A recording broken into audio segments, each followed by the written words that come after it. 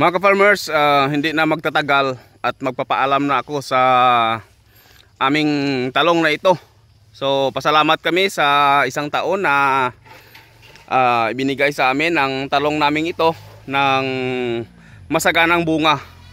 So ito na siya mga farmers, ito na ang plastar ng talong natin ngayon na hindi na ini-sprayhan na insecticide at fungicide. Tanging Growers Bet 1000 plus lang ang ini-spray natin dito. So bakit tayo magpapaalam dito sa ating talong? So itong talong natin mga ka-farmers ay ipa-clearing na natin ito dahil tataniman natin itong area na ito ng lakatan. So yan. So ito, kung makita po ninyo, napakadaming bunga pa ang talong natin. At ngayon ay kasalukuyang hinaharvest ng mga tauhan ko yung bunga nito. So ito, tingnan nyo, nangingitim ang puno niya sa dami ng bunga. At yung damo dito ay masyado na ding mayabong.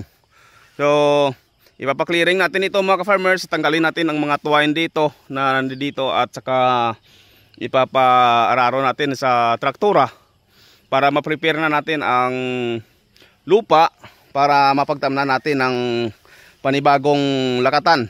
So mag-focus lang muna kami dito sa lakatan. Mag-monocropping kami dahil sa ngayon ang presyo ng talong dito ay mababa. Nasa 30 pesos per kilo ang presyo. So yan o, tingnan nyo mga bunga nya. Sobrang dami. At mayroon mang mga oo dito mga ka-farmers ay masyadong madalang.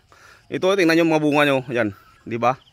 So medyo hindi na namin ito nililinisan dahil sabi namin ipapa-clearing na naman namin ito, kaya kung ano lang ang mabigay niya na bunga ay yan yun lang.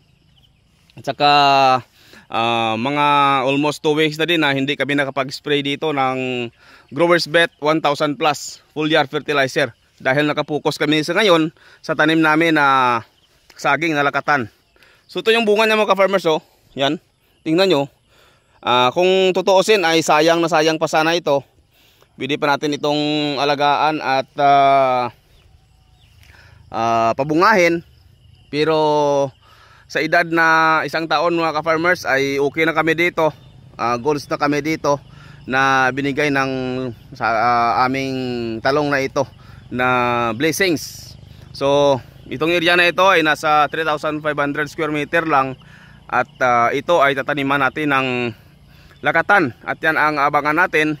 Dahil ang gagawin natin dito ay mag-high density kami ng tanim dito. Dahil nandito ang Growers Bet 1000 plus foliar fertilizer. Hindi tayo matatakot na magtanim ng maraming lakatan dahil mayroon na tayong panangga sa mga sakit. So yan.